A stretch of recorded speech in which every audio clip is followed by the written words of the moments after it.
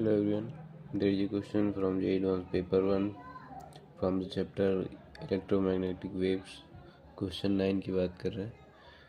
इस क्वेश्चन में क्या है, एक क्यूब दिया है यूनिट वॉल्यूम का, जिसमें बहुत सारे फोटोन डाले हैं, इतने नंबर्स में फोटोन डाले हैं उसमें, जिसकी फ्रीक्वेंसी 10⁻15 हर्ट्ज है, और सब if the energy of all the photon is viewed average energy being contained in the electromagnetic wave.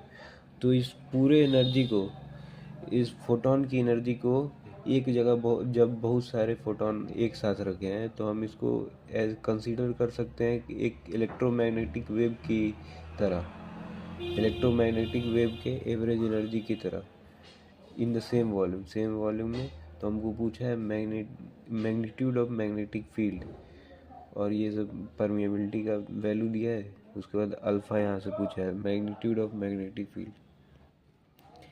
एक इलेक्ट्रोमैग्नेटिक वेव में दो एनर्जी कंपोनेंट होते हैं, एक तो इलेक्ट्रिक फील्ड वाला और एक मैग्नेटिक फील्ड वाला, और उन दोनों की average energy density mu E की होती है, half epsilon not E not square, and mu B जो मैग्नेटिक फील्ड की वजह से है, half B not square by mu, half B not square by mu. और इसमें बोला है म्यू नॉट, और ये दोनों मिलके एक इलेक्ट्रोमैग्नेटिक वेव का एनर्जी बताते हैं। लेकिन हमसे पूछा है कि ये पूरी एनर्जी को हम मैग्नेटिक फील्ड वाले के कंसीडर करेंगे, जो फोटोन की टोटल एनर्जी है वो मैग्नेटिक फील्ड की वजह से ही है। तो हम इसी के टर्म्स में लिख रहे हैं। तो हम इसको क्या करेंगे कि पहले तो फोटोन का टोटल एनर्जी निकालो। एक फोटोन के लिए एनर्जी होता है एच इंटू न्यू, और कितने फोटॉन्स है, इतने फोटॉन्स है, तो टोटल एनर्जी ई टोटल हो जाएगा एन एच न्यू।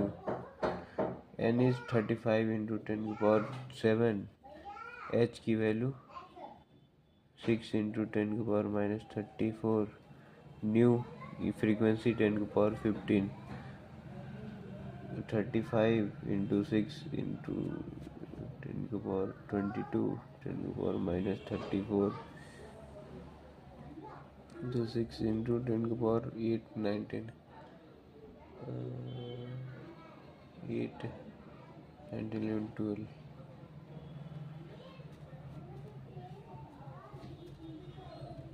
18।